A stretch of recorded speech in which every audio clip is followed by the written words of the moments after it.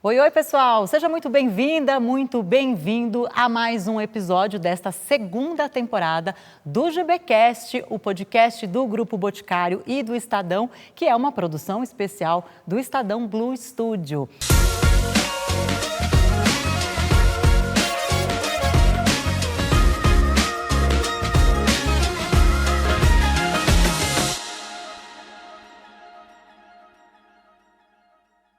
Eu sou a Carla Fiorito, sou jornalista, empreendedora. Eu sou uma mulher branca, uso franja. Estou vestindo uma camisa branca, uma calça listrada e estou aqui no cenário do nosso podcast, que tem 4 cadeiras, ao fundo algumas tapadeiras que trazem os logos do Grupo Boticário e do Estadão, ao fundo um luminoso rosa com o nome do nosso podcast. O nosso foco aqui é trazer para a conversa temas de extrema relevância que nos ajudem a evoluir como indivíduo e como sociedade. E isso só é possível com a presença de experts nestes temas, convidados muito especiais que constroem essa conversa com a gente. Então, para vocês não perderem nada, já deixo aqui aquele recado especial. Segue o @Grupo Boticário nas redes sociais, também o canal do Grupo Boticário no YouTube e acompanhe o GBcast no Spotify.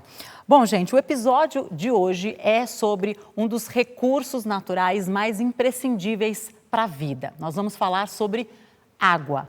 Água de beber, água de benzer, água de banhar, água de regar.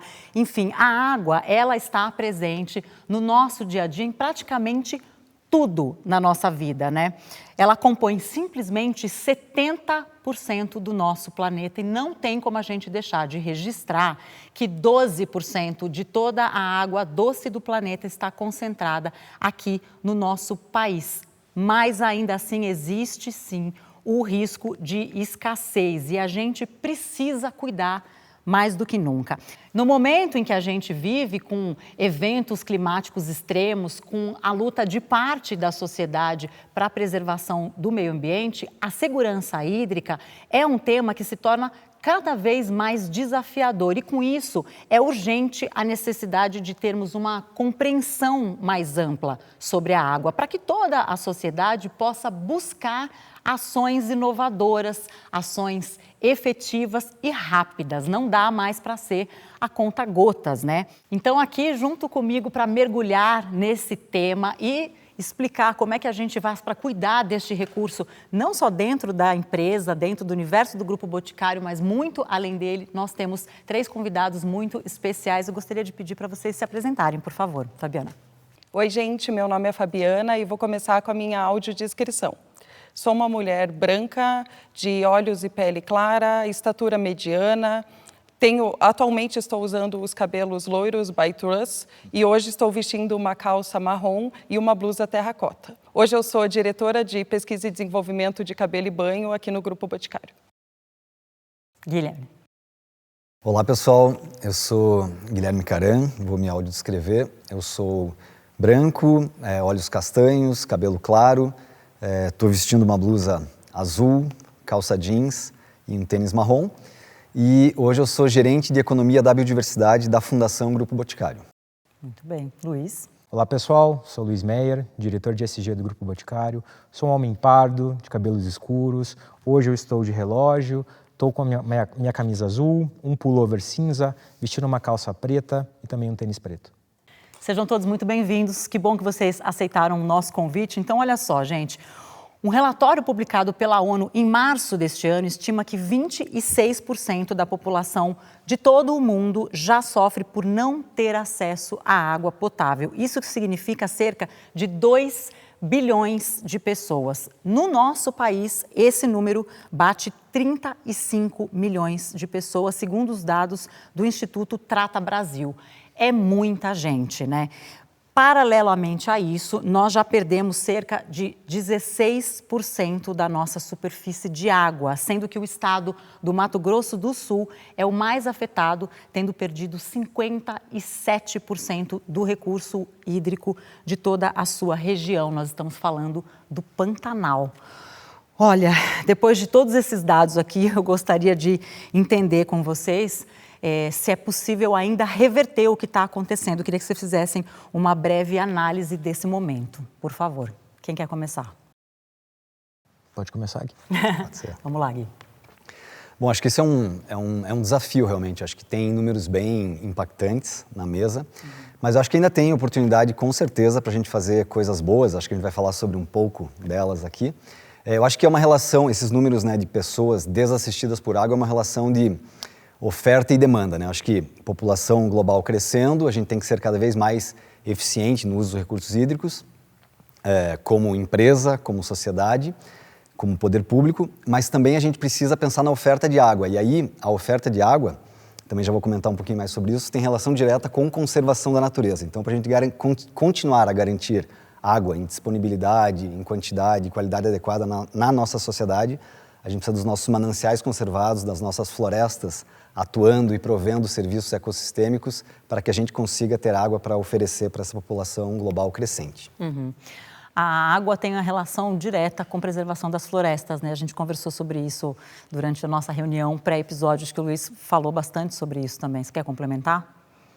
Primeiro de tudo, eu acho que eu vejo, também conectando com a tua pergunta, Carla, eu vejo uma oportunidade da gente entender quem são os entes, as entidades que estão correlacionadas com o tema. Não vejo que seja só um problema de uma entidade de um lado só. Acho que tem a esperança em a gente poder resolver os problemas dos dados que você trouxe passam por uma atuação do público, passam por uma atuação do privado, passam pelo consumidor, pela população, na sua conscientização do hábito de uso da água, passa por investimentos públicos e privados na água e passa também por uma grande atuação do segundo setor, das organizações, implementando dentro das suas estratégias de ESG ou estratégias globais, um olhar específico sobre o tema da água que impacta todos nós. Então, acho que esse é um papel muito importante que todos devemos olhar com bastante carinho. Sim. Bom, e além dos problemas ambientais, né, a projeção da ONU é que o uso da água vai crescer em cerca de 1% ao ano nos próximos 30 anos. A água é, sim, um bem comum, óbvio, e ela deve ser tratada como tal. Então, pensando nisso, eu queria entender como é que todos nós, no papel de consumidores, de empresas, de indústria, né, de todos, como é que a gente deve cuidar desse bem. Então, eu queria saber de vocês como é que o segundo setor está se relacionando com este assunto. Bom, a gente costuma compartilhar alguns números bem interessantes interessantes e tristes, sobre conservação da natureza global e água está dentro desse pacote. Tem um déficit muito grande no valor investido para se conservar a natureza no mundo, né? Então, os países reportam às Nações Unidas seus investimentos em conservação da natureza e a gente vê que são investimentos muito pequenos, né? Então, em 2019, é o último número que eu tenho na mão, os investimentos em conservação da natureza eles chegavam em quase 200 bilhões de dólares ano, 200 bi ano, quando a necessidade era mais de 1 trilhão de dólares ano. Então, tem um gap aí de 5 a 6 vezes mais investimentos necessários para a conservação da natureza, que reflete em segurança hídrica também.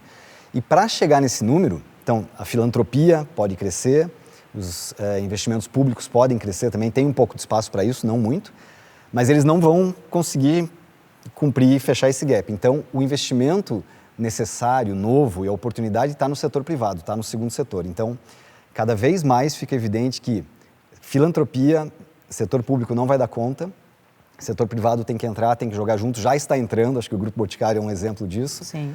E tem que cada vez entrar mais forte nesse jogo se a gente quiser atingir esse gap aí de 5 vezes do volume necessário para a conservação da natureza no mundo.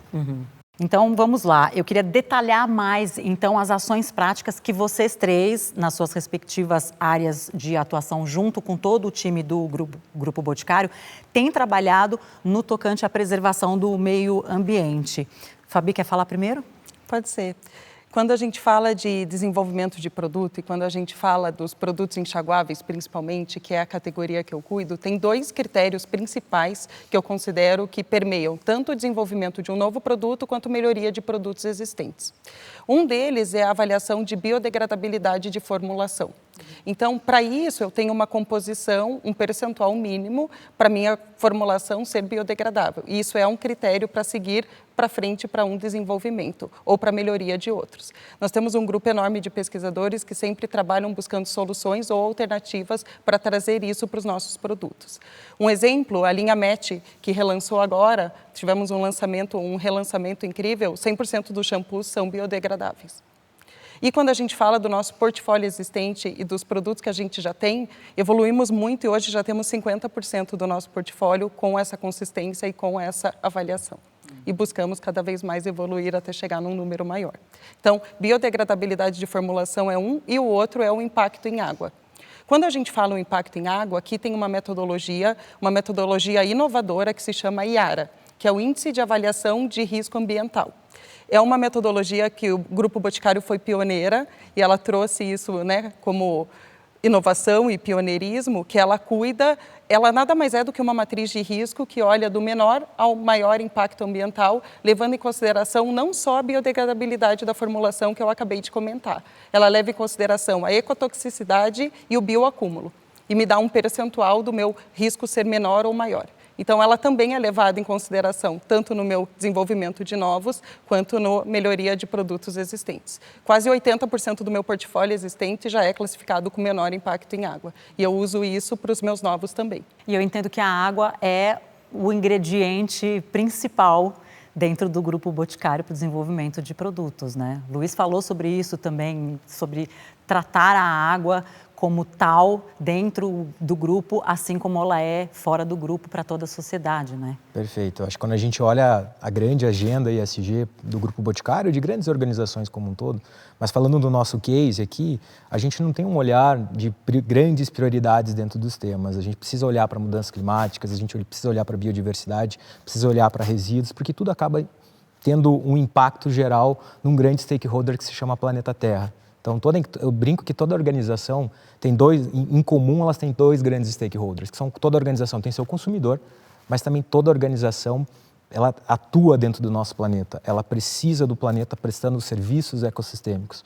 E o grupo fez uma análise muito grande para entender toda a perspectiva de serviços ecossistêmicos, aquilo que o planeta nos provém, e a gente entendeu que a água vem em primeiro lugar. A água é um recurso muito importante para a existência de uma organização, de uma empresa de porte como o grupo. Então, ela está presente dentro da estratégia, e o nosso olhar da estratégia de água dentro da agenda ESG do grupo, com um olhar de 2030, 2040, ele passa tanto pela conservação, numa atuação muito sólida da nossa Fundação Grupo Boticário, que o guia aqui nos representa, ela passa por um olhar de impacto do nosso consumidor, que é o que a Fábio traz aqui num olhar de produto, e ela passa também, obviamente, por um olhar de utilização desse recurso, então, porque eles estão rodando nas nossas operações. Então, existe uma equipe industrial também com um olhar muito fixado, muito forte sobre a temática de água, tentando medir qual é a quantidade de água que as nossas operações demandam do nosso planeta versus a quantidade de produtos que a gente precisa colocar. As empresas, as organizações precisam ter sua sustentabilidade financeira. Então, como é que eu consigo continuar produzindo mais, suprindo mais os meus consumidores, cada vez com mais produtos, mas fazendo mais com menos, diminuindo a intensidade hídrica? Ou seja, para cada metro cúbico de água que eu vou consumir, eu consigo com esse metro cúbico fazer mais peças, mais perfumes, mais cremes, mais produtos para os nossos consumidores. Perfeito. E como é que é essa atuação na Fundação Grupo Boticário? Então, a Fundação Grupo Boticário surgiu há 33 anos, tendo o Grupo Boticário como sua mantenedora, né? Com foco em conservação da natureza. E aí, hoje a gente tem a conservação dos recursos hídricos, um direcional bem estratégico, isso tem crescido e tomado bastante importância dentro das nossas estratégias, mas eu costumo dizer que desde que a Fundação surgiu, há 33 anos, mesmo sem ter um direcional específico e claro para a água naquele momento, a gente já trabalhava com conservação de recursos hídricos por conta da correlação direta que existe entre conservação da natureza, manutenção de ambientes naturais, ecossistemas nativos, recuperação de áreas degradadas e água, né? Eu acho que é legal dividir com todo mundo aquela comparação que a gente costuma fazer, que a floresta, o solo conservado, ele funciona como uma esponja, né? Então, se a gente tem natureza conservada nas bacias hidrográficas, a gente tem retenção de água e aí essa água é liberada para o sistema gradualmente, evitando crises hídricas, evitando períodos de em períodos de estiagem, evitando o desabastecimento público, né? A gente fez um levantamento bem interessante há poucos anos, que mostrou que em bacias hidrográficas, né, então em áreas de manancial, onde ainda tem natureza numa quantidade, numa qualidade adequada, durante períodos de estiagem, tipo esses que a gente viveu agora durante a pandemia, que foram bem sérios aqui no sul e no sudeste, os rios dessas regiões, eles perdiam muito pouca água, então o volume baixava 10%, 5 a 10% no máximo, porque a floresta fazia esse papel de devolver a água para o sistema. Enquanto que em bacias hidrográficas degradadas, onde a maior parte da floresta já tinha sido perdido, beira de rio degradada, nascentes degradadas, durante períodos de estiagem, esse rio ele perdia metade do volume. Isso comprometia abastecimento público, comprometia processos industriais que dependiam de captação de água. Então, essa correlação entre conservação da natureza e água ela é muito direta e a gente vem fazendo isso há 33 anos por meio da Fundação Grupo Boticário. Perfeito. Eu queria voltar lá no comecinho mesmo, no tempo, e te pedir, Luiz, para você explicar para a gente, né? A empresa pensa em soluções e em boas práticas ambientais muito antes do termo que hoje é o termo da vez, que é o ESG, existir. Então, vou te pedir, inclusive, para explicar o termo para quem não conhece e resgatar essa história de pioneirismo, né, do grupo. O termo foi cunhado em 2004, se eu não estou enganado, num relatório do Banco Mundial, com o FMI e ONU, chamado Who Care Wins, né, quem cuida ganha.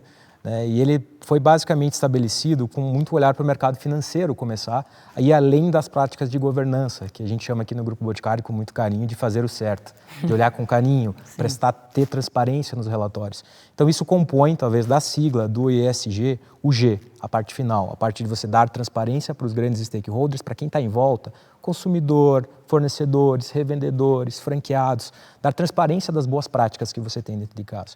E as letrinhas anteriores, o E fala de environment, então fala de todas as ações ambientais, como o Gui comentou já um pouco aqui, do papel da Fundação Grupo Boticário, e o S fala do social, fala do social. Então tudo aquilo que as organizações fazem, tanto para a redução da desigualdade ou para atuação em relação à parte social do país ou da comunidade que eles estão atuando.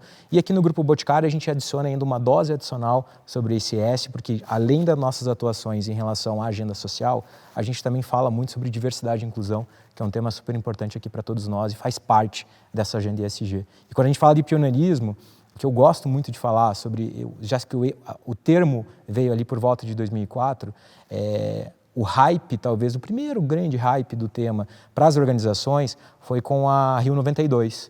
E a gente tem um exemplo aqui, com o Gui representando a Fundação Grupo Boticário, que desde 1990, então 2 anos antes, a gente já debatia qual é o papel de uma empresa em ser mantenedora de uma fundação que tem um olhar único e exclusivo para a conservação da biodiversidade do nosso planeta para nós aqui como brasileiros, e não como colaboradores ou consumidores do Grupo Boticário. Eu fiquei curiosa em relação aos selos. Quando eu fui pesquisar aqui sobre o nosso assunto, eu vi que temos ali o selo Seguro para Corais, selo Produto Amigo das Águas, fórmula biodegradável que você citou anteriormente. Então, queria que você explicasse um pouco mais sobre eles, Fabi, por favor. Bom, vou começar falando então do Seguro para Corais. Primeiro que esses 3 selos, eles trazem, na verdade, um pouco desse conceito e esse resumo do cuidado e de como que avaliamos os nossos produtos voltado para o impacto no nosso ecossistema, no ambiente de forma geral. O primeiro, quando a gente fala do seguro para corais, ele é algo para fórmulas de protetores solares. Então, para as nossas marcas Botisan, Australian Gold. O que esse selo traz? Ele foi algo pioneiro no Brasil também, que o nosso time aqui de pesquisa e desenvolvimento e de qualidade e segurança conseguiram avaliar qual era o impacto da nossa formulação nos corais. Os corais são extremamente importantes quando a gente fala de ecossistema marinho e a grande preocupação é manter isso saudável e manter ele com as cores e com toda a composição que ele precisa ter. Então, quando a gente fala seguro para corais e o Reef Safe também é conhecido, é isso que a gente está dizendo, que a nossa formulação é segura para eles e não afeta o nosso ecossistema marinho. Quando a gente fala do segundo selo, que é o Amigo das Águas, é um selo que reflete o que eu expliquei sobre a avaliação do IARA. Então, o menor impacto nas águas. É isso que esse selo traz. Então, os produtos que têm esse selo, ele leva em consideração, só relembrando, a biodegradabilidade, a ecotoxicidade e o acúmulo na água. Bom, e nós temos o terceiro selo, que é sobre fórmula biodegradável. Então, como o próprio nome diz, ele deixa mais claro quais produtos que têm essa característica super importante de formulação. Aqui eu gosto de falar dos nossos esfoliantes, e tem um deles que é o Instance, um esfoliante de Eudora, que ele é o esfoliante biodegradável. Então, ele já vem com esse conceito não só como formulação, mas também como um componente biodegradável, substituído já por outros que antigamente traziam um problema ou mal-estar para o meio ambiente. Eu acho interessante assim que hoje em dia os consumidores eles estão ficando cada vez mais conscientes, né, das suas escolhas e o quanto é importante essas certificações, esses selos, para que a gente tenha certeza na hora de comprar um produto, de escolher um produto que é realmente a escolha certa nesse nosso papel de preservação conjunta da natureza, né? Falando nisso, a gente sabe que preservar o meio ambiente, não poluir rios, enfim, tudo isso devia ser um compromisso assumido por todos e por todas as empresas. Então, diante disso, eu queria entender de vocês como é que as empresas podem fazer para trabalhar este tema de forma conjunta, ter uma atuação conjunta. Por que eu estou perguntando isso? Porque eu li um dado que me chamou a atenção, que dizia o seguinte, esse dado veio da agência Wunderman Thompson, que ela diz o seguinte, 82% da geração Z acredita que as marcas devem deixar as diferenças de lado e trabalhar juntas por um bem maior. E eu achei isso fantástico. Queria saber o que vocês pensam sobre isso. Eu vejo que tem algumas associações ou entidades de classe que tentam e nos ajudam como organizações a gerir melhor as temáticas relacionadas à água. E como a gente já viu aqui na nossa conversa, todas elas se relacionam. Se uma empresa gere muito bem os seus resíduos, como o case do Grupo Boticário, do Bote Recicla, eu estou evitando que esse resíduo vá parar no lugar errado. E um dos lugares errados é a água. Quando eu falo de uma organização que gere a biodiversidade, que gere mudanças climáticas e busca minimizar os seus impactos, automaticamente a gente está falando de água e a gente tem entidades que nos ajudam a coordenar. Mas a agenda ESG como um todo, na minha visão, ela não é uma agenda isolada. Ela vai além das barreiras comerciais, onde normalmente a gente classifica outras empresas do mesmo setor como concorrentes.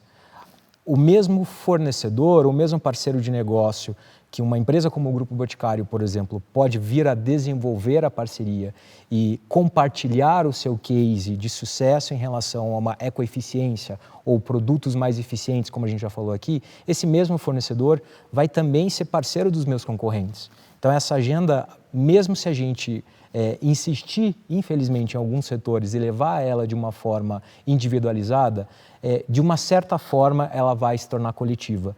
E os setores que se organizarem melhor e organizarem e entenderem mais rapidamente a importância dessa coletividade, mais vão avançar dentro de uma agenda ESG independente do tema. Mas acho que o foco aqui é a água e a gente entende que isso, atuando de uma forma coletiva e organizada, o impacto é muito mais positivo para o meio ambiente. Uhum. Ou seja, é muito além do próprio negócio, né? Com certeza. Legal, gente. Gostaria de falar aqui com vocês sobre o movimento Viva Água. Queria entender como é que o movimento Viva Água começou, como é que ele funciona. Então, o movimento surgiu em 2019. Como o nome diz, ele é um movimento, né? Ele é aberto, ele foi idealizado pela Fundação Grupo Boticário, mas ele é aberto para empresas, órgãos públicos, ONGs, sociedade civil, produtores rurais.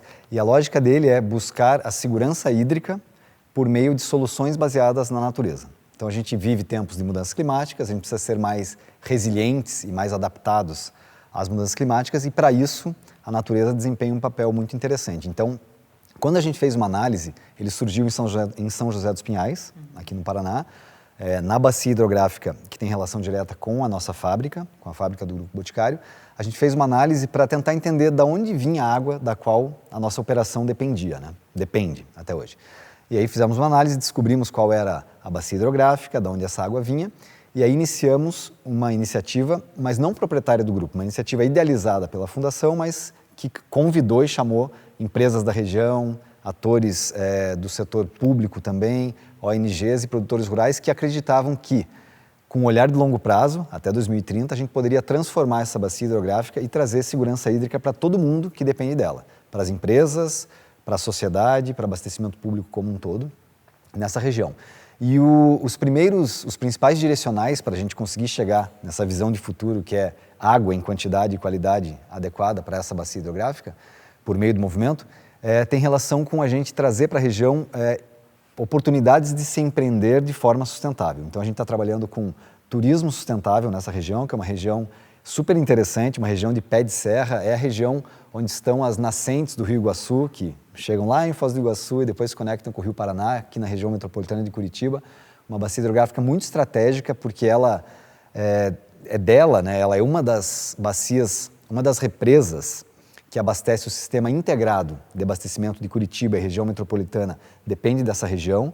Então, ela é muito estratégica para a segurança hídrica de toda a região metropolitana. E a gente definiu alguns objetivos de longo prazo, a maioria deles vinculada a trazer para a região uma forma de se empreender de forma sustentável. Então, estamos trabalhando com empreendedores do setor turístico para que eles tragam práticas sustentáveis para o seu setor, com agricultores, apoiando os agricultores na conversão para um modelo agrícola que usa menos água, que protege o solo, que usa menos veneno, e também com a cadeia da restauração, porque, como eu falei anteriormente, a gente precisa de mais florestas para ter mais água. Então, tem área degradada nessa região e a gente também está contribuindo e apoiando a restauração desses ambientes degradados. E depois de São José dos Pinhais, esse projeto ganhou asas também para outras áreas. Sim. Como é que foi? Então, ele iniciou aqui em São José dos Pinhais e aí ele foi expandido 2 anos depois, em 2021, ele foi para a Baía de Guanabara, Rio de Janeiro. No Rio de Janeiro. Então, quando a gente pensa na Baía de Guanabara, a gente lembra daquele cartão postal, que é a lâmina de água ali, que é um dos cartões postais principais do Brasil, mas quando a gente fala da região hidrográfica, a gente pensa em 17 municípios que compõem essa região hidrográfica, que tem rios, nascentes que drenam suas águas para cair ali na Baía de Guanabara. Então, uma região bem grande, composta por 17 municípios, que tem oportunidades muito interessantes de trabalhar a segurança hídrica por meio de conservação da natureza. Então, a gente também levou o movimento para lá, com parceiros locais, com indústria local, com órgão ambiental local, com ONGs locais. Lançamos o movimento lá para começar também uma estratégia de recuperação e conservação de áreas naturais que são muito estratégicas para a conservação dos recursos hídricos daquela região. Então, na porção leste da Baía de Guanabara, que já é uma região de pé de serra ali, é uma região que tem muita floresta ainda, tem 45% de ambientes naturais conservados que não podem cair. Essas florestas têm que ficar ali se a gente quiser continuar tendo garantia de abastecimento de água para 2,5 milhões de pessoas que dependem dessas nascentes ainda conservadas ali na região nordeste da Baía de Guanabara. Então, o movimento está ali, o movimento definiu com alguns parceiros 3 biorregiões principais desse território que é imenso. Para a gente levar também, já estamos levando, projetos e iniciativas voltadas para preparar empreendedores e produtores rurais da região para se adaptarem às mudanças climáticas, para conservarem seus recursos naturais e para recuperarem suas áreas degradadas. Eu acho que a iniciativa mais emblemática que a gente tem ali, que está no chão agora, que está em andamento, é uma trilha de longo curso de 100 quilômetros que conecta boa parte de áreas naturais dessa região. E aí a Fundação Grupo Boticário está financiando um projeto junto com outros parceiros para trabalhar com todos os empreendedores que estão no entorno dessa trilha para prepará-los para receber o turista, para prover serviços e produtos da agricultura sustentável, de sistemas agroflorestais e trazendo essa nova economia, fazendo essa economia girar, a gente gera valor para a floresta em pé e faz com que essa floresta se mantenha e se recupere, garantindo segurança hídrica para todo mundo que depende dessa água lá na Baixada, perto da Baía de Guanabara, exatamente. É sensacional, eu vejo que os seus olhos brilham ao falar sobre esse projeto. E é importante a gente lembrar também que o Grupo Boticário não tem uma fábrica, não tem uma planta de fábrica nesse lugar. Então é um trabalho que envolve mesmo um comprometimento com a sociedade, com a preservação mesmo do meio ambiente. Parabéns por esse trabalho tão lindo. Bom, gente, agora eu queria entender, Fabi, quando a gente pensa em produtos que precisam de menos água na produção, como é que é o uso ali na ponta por parte do consumidor? Queria que você trouxesse para a gente um pouco desse contexto também. Aqui é legal da gente falar de um conceito, waterless, que foram os sólidos. A gente viu um movimento grande no mercado sobre shampoos, condicionadores sólidos, e nós lançamos o nosso primeiro em 2019, que foi o Siage, Eudora Siage Shampoo Sólido. E ele traz um conceito que traz um menor percentual de água na formulação. Só para vocês terem uma ideia, o shampoo sólido em barra tem em média 5% de água versus normal nosso, o líquido, que tem 70%. Então, o processo, a quantidade de água na formulação é muito menor e a durabilidade dele é muito maior. Então, hoje, com um shampoo sólido, em média é possível fazer até 35, 36 lavagens versus 18 de um shampoo de 200 ml igual. Muito melhor. Então, esse é o conceito que vem, e esse ano a gente veio forte com o shampoo e o condicionador Nativa Spa sólido, que traz justamente esse conceito. Vem com a fórmula biodegradável, ele traz um menor percentual de água na produção, mas ele traz essa durabilidade maior. E, além de tudo, ele traz a conscientização de que uma barra equivale a 2 embalagens a menos descartadas. Então, é esse viés do produto e dessa consciência social como um todo que ele traz. E como é que a gente garante que esse produto, quando ele é usado pelo consumidor, quando ele retorna para a natureza, ele é menos ou nada poluente? É possível garantir isso? Por isso que a gente faz toda essa análise na introdução de matéria-prima e no meu início de desenvolvimento. Quando eu falo que é uma fórmula biodegradável, ou com a minha metodologia, eu falo que ele tem um menor impacto na água, é isso que eu estou garantindo. Que quando ele volta e quando ele está em contato depois no meu ecossistema, ele tem o menor impacto possível pós-consumo. E, Fábio, há casos dentro do Grupo Boticário de produtos que saíram de linha ou que foram reformulados justamente para se adequar a esses padrões de preservação do meio ambiente? Hoje, dentro do grupo, nós temos um fórum que se chama Fórum de Controversos. O que esse fórum traz? Ele traz diretrizes e regras sobre como os nossos pesquisadores devem buscar soluções e alternativas para trazerem justamente de forma antecipada qualquer viés que possa vir com o âmbito regulatório, social ou ambiental. Então, hoje, nós trabalhamos buscando essas alternativas, reformulando nossos produtos. Mas a gente não precisa tirar ele de circulação, porque a gente trabalha antecipadamente e a gente trabalha com esse olhar previamente para trazer essa melhoria constante. Um exemplo aqui que eu gosto de dizer, são 2 exemplos que eu acho importante. A gente tem um movimento que se chama Brilho Livre de Plástico. É um movimento que substituímos os nossos glitter plásticos nas nossas maquiagens. Então, isso também. Começamos um trabalho dentro desse grupo de controversos há muito tempo atrás, antes de qualquer proibição, com uma preocupação dessa biodegradabilidade. O glitter plástico demora centenas de anos para se decompor. E essa era uma preocupação e era o nosso compromisso, e substituímos por matérias-primas que não têm e que causam o menor impacto possível. Outro ponto legal de contar são sobre os microplásticos. Microplásticos, a gente sabe que em alguns produtos, os esfoliantes mesmo que eu comentei agora há pouco, eles tinham para ter essa performance microplásticos na sua composição. E substituímos, trabalhamos com isso de forma bem antecipada e viemos com fórmulas biodegradáveis. Então, hoje trabalhamos com matérias-primas naturais, sementes e cascas que trazem essa performance, substituindo toda essa matéria-prima com menor impacto ambiental. Nossa, que fantástico saber que é possível, né? E que isso está acontecendo. É uma meta, né? A gente está falando aqui sobre projetos bem-sucedidos, né? Ações que deram certo, mas entendo que também existam desafios porque o tema é muito grande, é muito importante. Vamos olhar um pouquinho aí para as metas, o que vocês têm de desafios aí nos próximos anos nesse termo? O grupo tem uma agenda bem robusta em termos de ESG, como eu comentei, brinquei bastante, eu acho que é um olhar 2030. Aqui falando sobre água, a gente olha nesse prisma, nesse olhar triplo.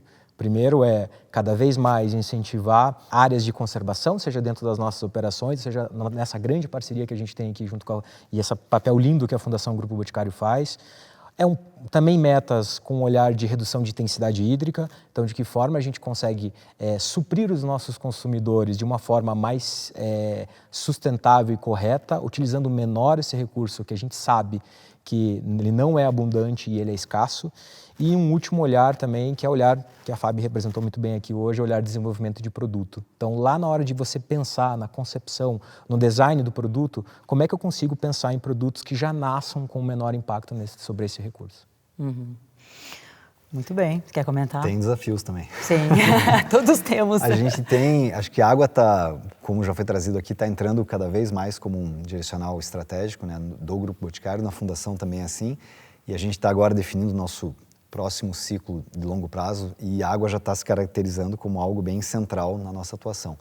E aí acho que o desafio é, quando a gente pensa em água no Brasil, a gente tem que pensar que a água está sendo produzida, conservada em propriedades que não fazem parte, né, não são nossas, são propriedades privadas, algumas áreas públicas. Então, a gente pensar em como conectar e mostrar para a sociedade que é importante, que é possível, que é necessário Então eu colocaria o principal desafio como o desafio da governança compartilhada, da sensibilização, da mobilização da sociedade para trabalhar isso de forma conectada e mostrar que isso é algo importante para todos, né? Que não é algo nichado, é algo que tem que ser feito de forma coletiva. Então a gente tem como desafio estabelecer alguns mananciais críticos para abastecimento de água no Brasil e trabalhar de forma coordenada com uma governança robusta envolvendo órgãos públicos, proprietários rurais, sociedade civil organizada, universidade, academia. Então eu colocaria o desafio aí nessa lógica de um diálogo comum para erguer movimentos como o movimento Viva Água foi erguido,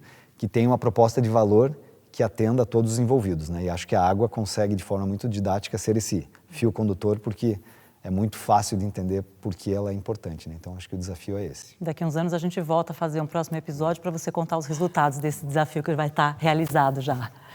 Legal, Fábio. Acho que só para complementar a evolução, como o Lu bem comentou, quando a gente fala do olhar desde o início da pesquisa e desenvolvimento de produtos, acho que tem uma evolução das metodologias que a gente já tem hoje, que já são muito boas, mas a gente pode olhar para o ciclo de vida do produto como um todo, a gente pode olhar para embalagens, a gente pode olhar para processos produtivos. Então, acho que isso vem como nosso desafio e até para nosso cumprimento e chegar até 100% do nosso portfólio com todas essas características e essas classificações.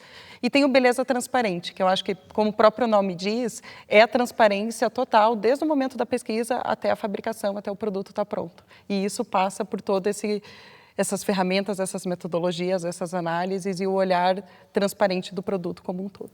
Sensacional. Agora, gente, o bichinho curioso que mora dentro de mim não vai perder a oportunidade de saber de cada um de vocês qual é o produto de beleza preferido de cada um aqui do Grupo Boticário. Posso perguntar isso para vocês? Vamos lá, me conta. Tem uma fragrância do Grupo Boticário que eu gosto muito, antiga já, que é o Quasar. Tem uma memória afetiva muito boa dessa fragrância, me acompanha há bastante tempo, é a minha preferida. Fábio?